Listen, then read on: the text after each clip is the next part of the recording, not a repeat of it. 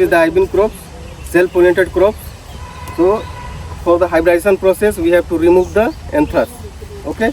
So emasculation, bagging, tagging, then pollination.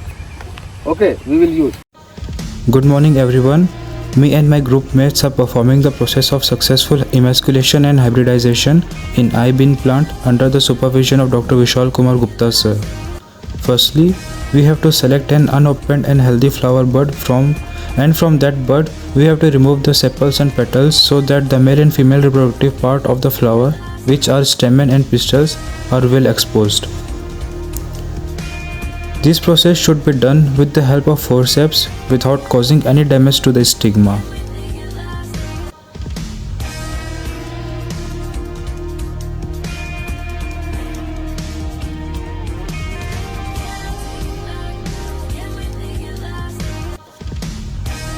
Second step is removing the anthers, which is a male reproductive part from the flower, typically before they mature and release pollen, to prevent self-pollination and ensuring controlled cross-pollination.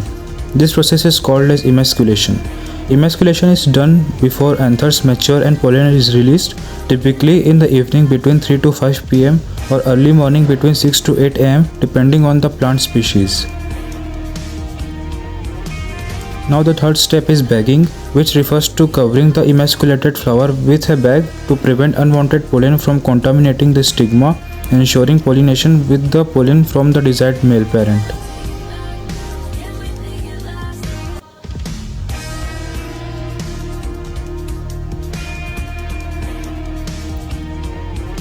Fourth step is the selection of opened and healthy flower of superior plant variety for hybridization. Plant hybridization involves crossing two different plant varieties or species to create hybrid offspring, combining desirable traits and generating new genetic combination, often used to improve crop yield or disease resistance. To achieve this, transferring of pollen from the flower of superior plant variety to emasculated flower is done typically after next day of emasculation by rubbing the anthers of desired flower to stigma of emasculated flower.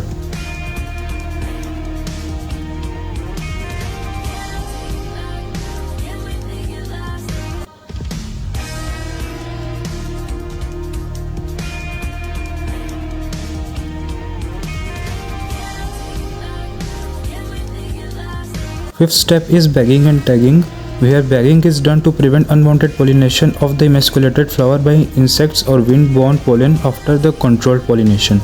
Tagging helps to identify the flower which are crossed. In the tag, we have to mention male and female lines and the date of controlled pollination. After successful pollination, the flowers will develop into pods containing seeds. Thank you.